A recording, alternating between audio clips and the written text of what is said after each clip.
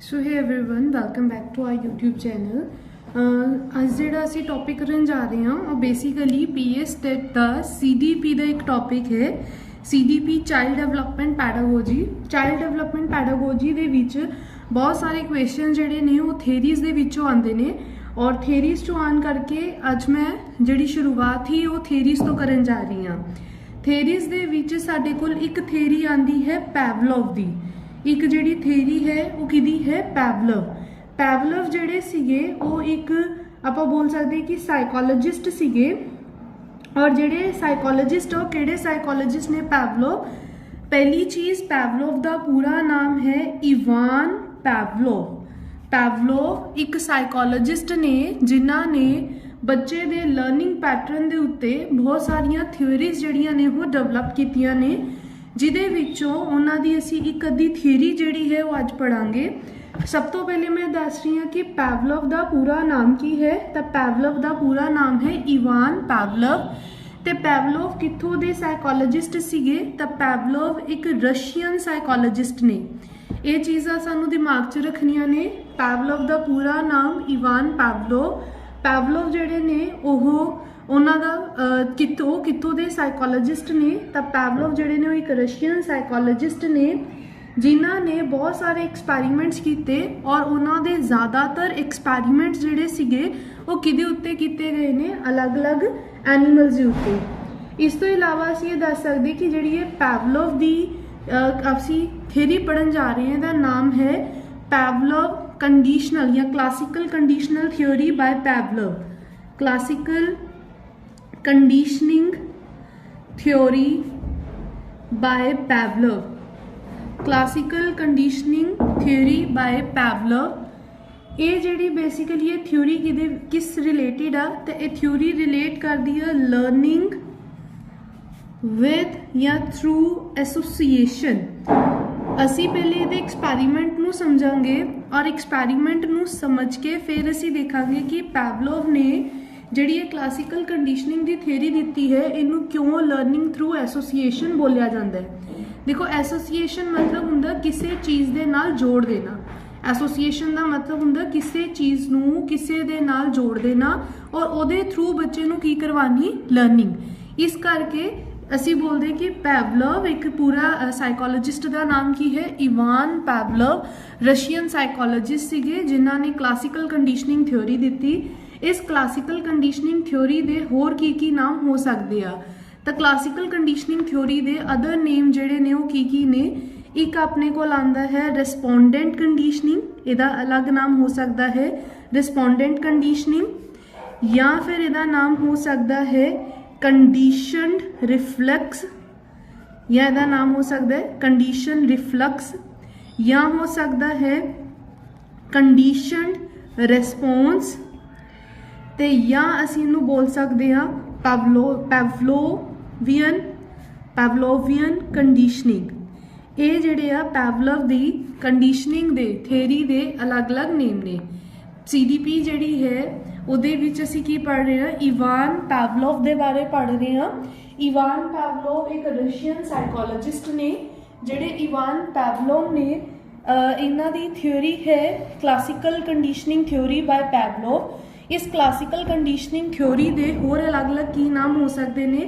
Respondent conditioning, conditioning reflux, conditioned response ते last आ पैवलोवियन conditioning.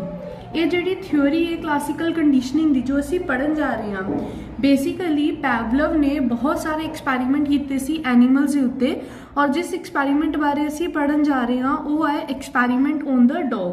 पैवलोव ने एक एक्सपैरीमेंट किया सी डॉग दे विच जिहदे विच ऑब्जर्वर जिहड़ा वो हिडन सीगा, यानी कि कोई भी आउटर डिस्टर्बेंस जिहड़ी सी वो नहीं सी। बेसिकली जे असीं दसीए कि कंडीशनिंग च एक्सपैरीमेंट की सी तो उन्होंने की कीता सी, एक डॉग लिता, उस डॉग नूं हारनैस दे नाल चारों पासियों बंधिया होया सी और उहदे अगे एक जिहड़ा वो कटोरी रख दित्ती जांदी है जिहदे विच उस डॉग नूं फूड सर्व किया जांदा सी और बैल वजन ते फूड नूं सर्व किया जांदा सी।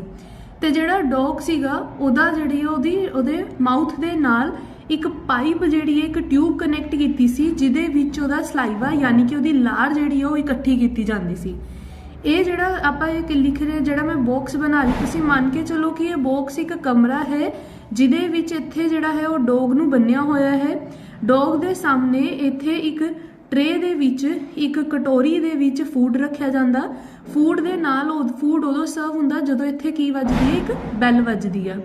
ਜਦੋਂ ਹੀ ਬੈਲ ਵੱਜਦੀ ਹੈ ਫੂਡ ਸਰਵ ਕੀਤਾ ਜਾਂਦਾ ਤੇ ਫੂਡ ਨੂੰ, ਖਾਣੇ ਨੂੰ ਦੇਖ ਕੇ ਕੁੱਤੇ ਦੇ ਮੂੰਹ ਦੇ ਵਿੱਚ ਜਿਹੜੀ ਉਹ ਕੀ ਆਉਂਦੀ ਹੈ, ਲਾਰ ਆਉਂਦੀ ਹੈ, ਜਿਹਨੂੰ ਇੱਕ ਟਿਊਬ ਦੇ ਨਾਲ, ਇੱਕ ਟਿਊਬ ਦੇ ਥਰੂ ਜਿਹੜਾ ਵਾ ਉਹ ਕਿਤੇ ਇਕੱਠਾ ਕੀਤਾ ਜਾ ਰਿਹਾ ਵਾ। ਬੇਸਿਕ ਇਹ ਐਕਸਪੈਰੀਮੈਂਟ ਦਾ ਸੈਟਅਪ ਆ।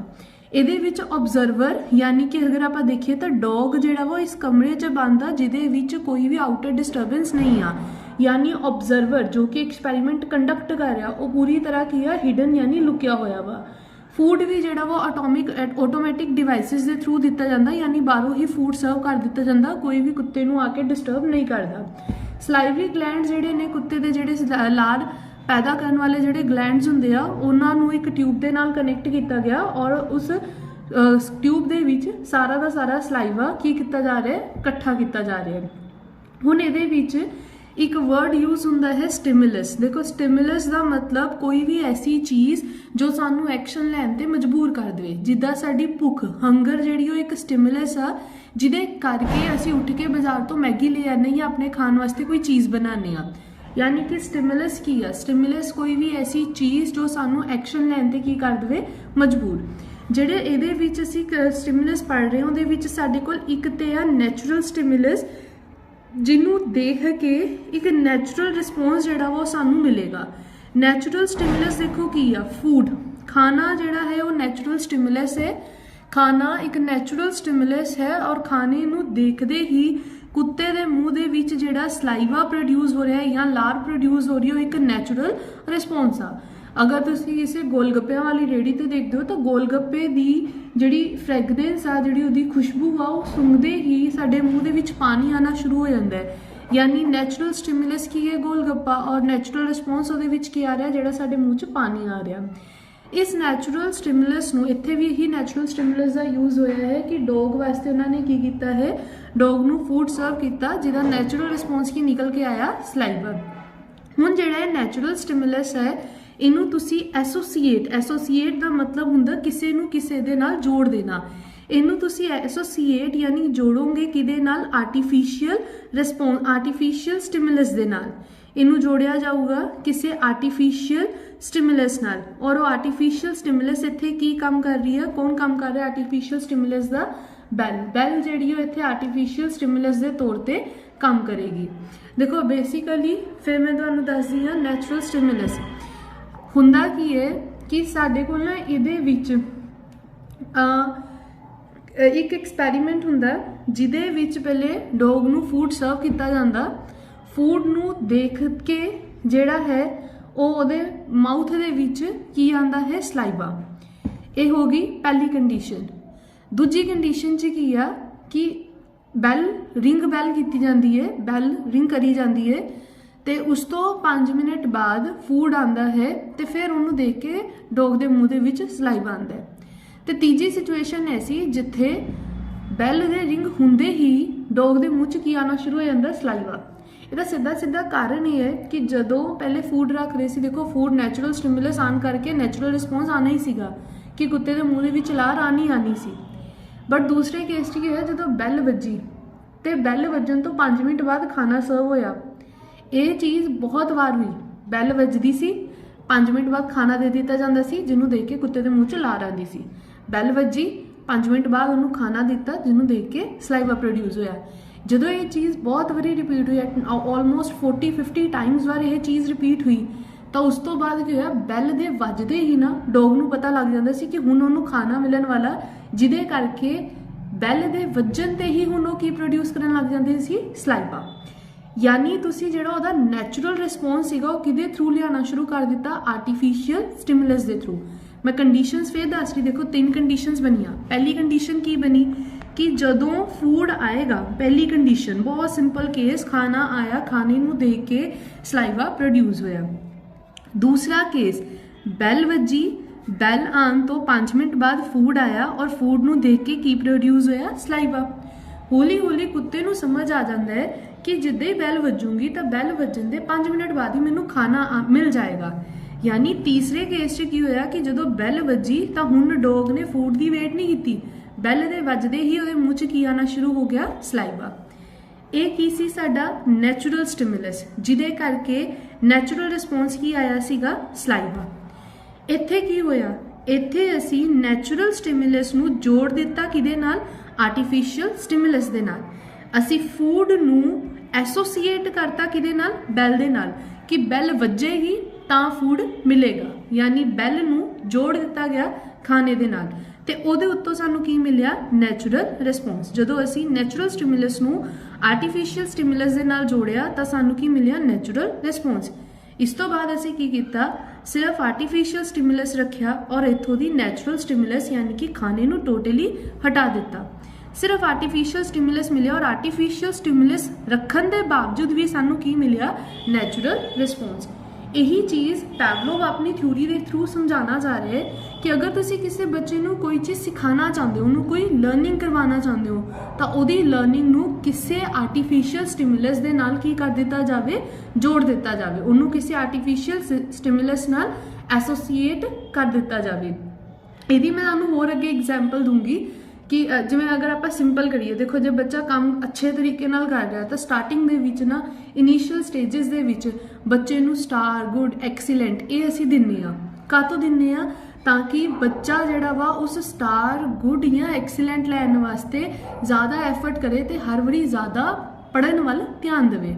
हौली हौली जिद्दां जिद्दां बच्चा वड्डा हुंदा जांदा है तां तुसीं उहनूं स्टार या फिर वो गुड, एक्सीलेंट ये देना छड्ड दिंदे हो। क्यों? क्योंकि तुसी उन्होंने ट्रेन कर चुके हो इन इस टाइम तक कि वह बिना स्टार, गुड तो भी की करेगा, अपनी वधिया पढ़ाई करेगा। ये चीज़ मतलब कि पैवलोव दसना चाहता है कि लर्निंग किसी बच्चे नू अगर तुसी कोई चीज़ सिखाना चाहते हो तो लर्निंग नू ईजी बना सकते हो किदे थ्रू एसोसीएशन, उन्होंने किसी वधिया चीज़ नाल जोड़ के। जिद्दां अगर तुसी किसी बच्चे नू सिखाना चाहते हो कि चोरी करना बुरी गल है, तो उहदी इस लर्निंग नू तुसी बैटर किद्दां बना सकते हो, थ्रू एसोसीएशन। यानी तुसी उहदी इस मोरल नू किदे नाल कनैक्ट कर दो, किसी स्टोरी दे नाल जोड़ दो। जे तुसी उन्होंने कोई स्टोरी सुना के ये चीज़ समझाने की कोशिश करोगे कि चोरी करना वाकई च बुरी गल आ, तो उस चीज़ को जल्दी ग्रैप करूगा। ये पैवलोव की थ्योरी का बेसिक आइडिया वा। हुण इहदे विच मैं थोड़ा जिहा, ये तो एक्सपैरीमेंट रहा, ये एक्सपैरीमेंट बारे गल की, कुछ टर्म्स ही मैं इत्थे गल करूँगी। एक हुंदी आ अनकंडीशनड स्टिमुलस। देखो एक इत्थे वर्ड यूज़ हो रहा है अनकंडीशनड स्टिमुलस। अनकंडीशनड मतलब जिस तुसी कोई भी कंडीशनिंग नहीं की। अनकंडीशनड स्टिमुलस जो नैचुरल तुसी स्टिमुलस बोल सकते हो, न्यूट्रल स्टिमुलस बोल सकते हैं, फूड जिदे करके रिस्पॉन्स ऑटोमैटिकली ट्रिगर करूगा ही करूगा। अनकंडीशनड स्टिमुलस यानी जिते कोई भी कंडीशनिंग नहीं हुई, ये एक नैचुरल स्टिमुलस आ जिन्हों देख के एक एक्शन होएगा ही होएगा। जिद्दां कि फूड एक नैचुरल, एक अनकंडीशनड स्टिमुलस आ, फूड देखते ही तुसी रिस्पॉन्स करोगे। उस तो बाद अनकंडीशनड रिस्पॉन्स। अनकंडीशनड रिस्पॉन्स यानी अनइंटेंशनल रिएक्शन जो कि अनकंडीशन स्टिमुलस दे करके हुंदा है। जिद्दां कि सलाइवा, खाने नू देख के लार दा आना। खाना एक अनकंडीशनड स्टिमुलस आ, फूड एक अनकंडीशनल स्टिमुलस सी जिस तुसी कोई रोल नहीं प्ले किया, तुसी नहीं उन्होंने कुछ समूथ किया। ये एक कुदरती प्रोसैस आ कि खाना देखते ही मूँह चो पानी आएगा। तो अनकंडीशनल स्टिमुलस हो गया खाना, तो उहदे करके अनकंडीशनड रिस्पॉन्स हो गया सलाइवा, यानी नैचुरल स्टिमुलस ते नैचुरल रिस्पॉन्स। बट एक आंदा वा कंडीशनड स्टिमुलस। कंडीशनड स्टिमुलस यानी वो जो तुसी क्रिएट कर रहे हो, और इत्थे कंडीशनल स्टिमुलस की सीगा, बैल।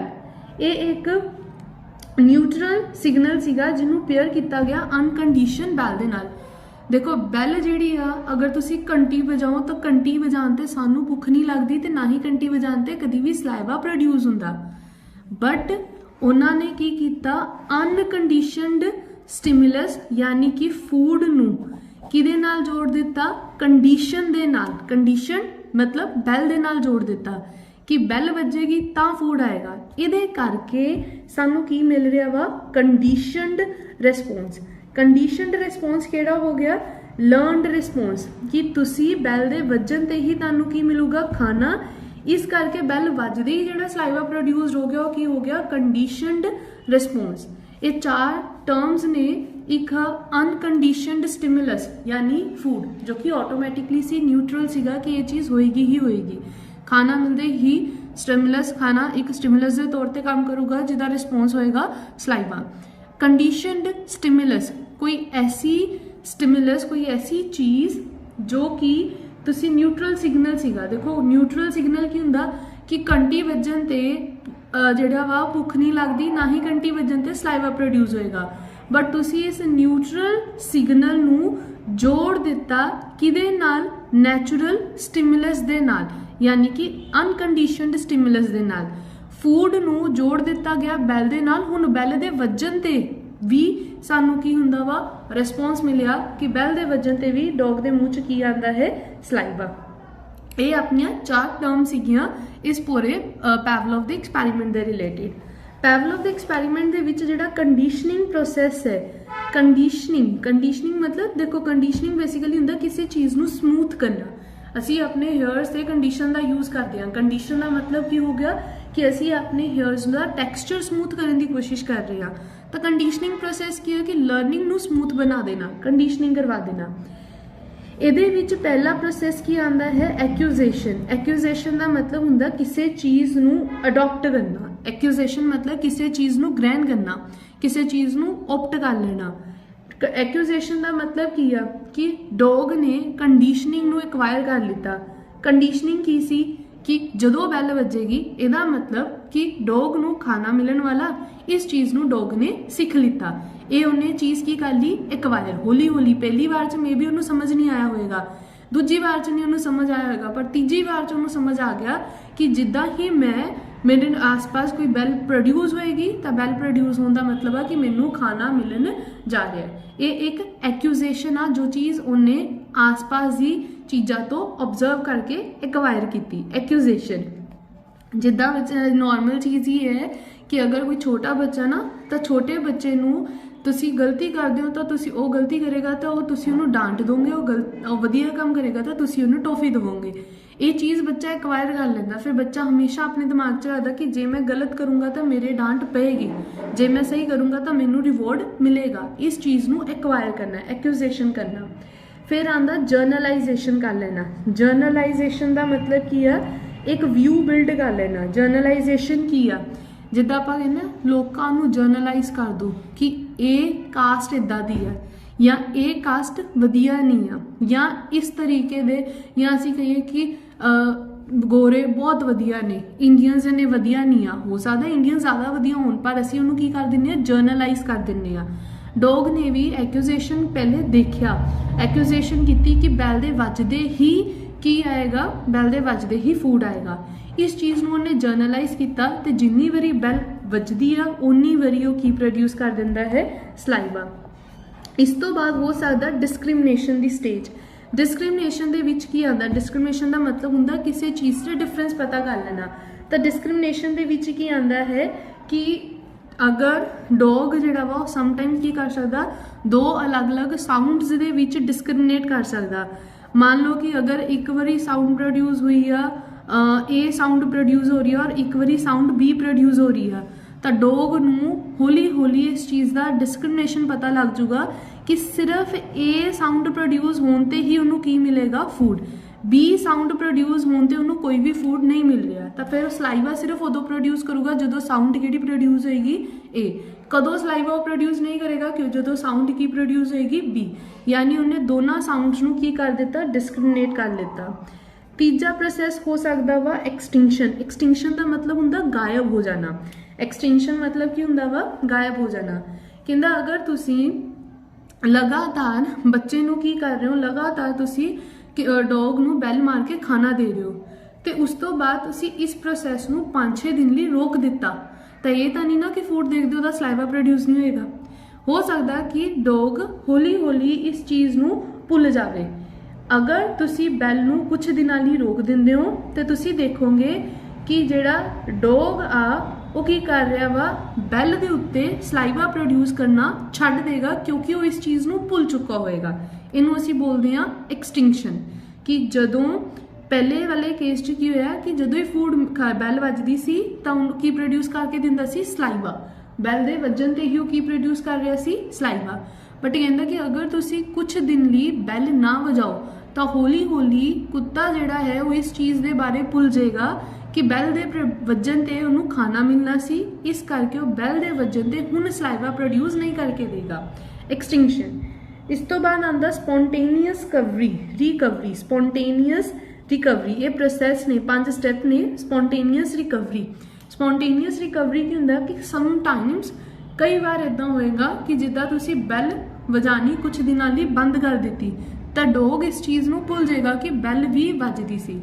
बट इक्को दम तुसी महीने 1.5 महीने बाद फिर ये बैल प्रोड्यूस की तो डॉग नूं ऑटोमैटिकली वो चीज़ की आएगी, याद आएगी कि बैल दे प्रोड्यूस होंदी उन्होंने की मिलना सी, खाना।